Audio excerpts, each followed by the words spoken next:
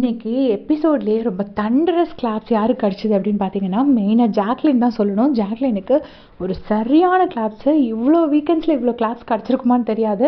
அந்த பொண்ணு last week தான் சொன்னாங்க, இந்த மாதிரி என்னோட கான்ஃபிடென்ஸே மொத்தமாக குறைஞ்சி போச்சு அப்படின்னு சொல்லியிருப்பாங்க.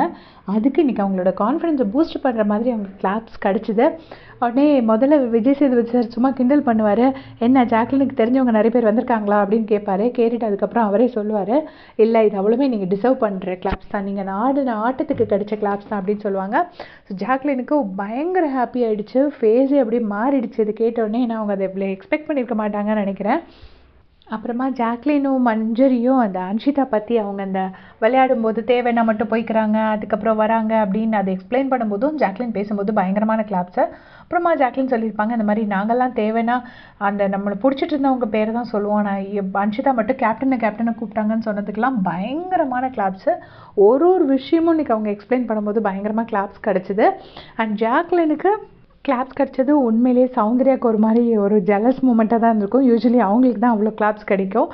இன்றைக்கி ஜாக்லினுக்கு பயங்கரமாக கிளாப்ஸ் கிடச்சது. சௌந்தர்யா ஃபேஸை காமிச்சாங்க, ஜூம் பண்ணி காமிச்சாங்க.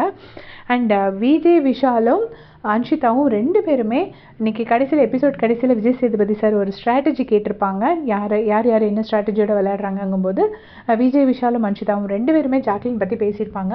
அதாவது அவங்க கிளாப்ஸ் வந்து வர ஒரு வீக் கிளாப்ஸ் வர அதுக்கேற்ற மாதிரி ஆள் வச்சு ஃப்ரெண்ட்ஷிப் பிடிக்கிறாங்க அப்படின்னு சொல்லியிருப்பாங்க. ஸோ அது வந்து கரெக்டாக இல்லையா, உங்களுக்கு என்ன தோணுது? ஜாக்லின் வந்து கிளாப்ஸ்க்கு ஏற்ற மாதிரி ஃப்ரெண்ட்ஷிப்பை மாற்றுறாங்களா இல்லையான்னு மறக்காமல் கமெண்ட்ஸில் சொல்லுங்கள். தேங்க்ஸ் ஃபார் வாட்சிங்.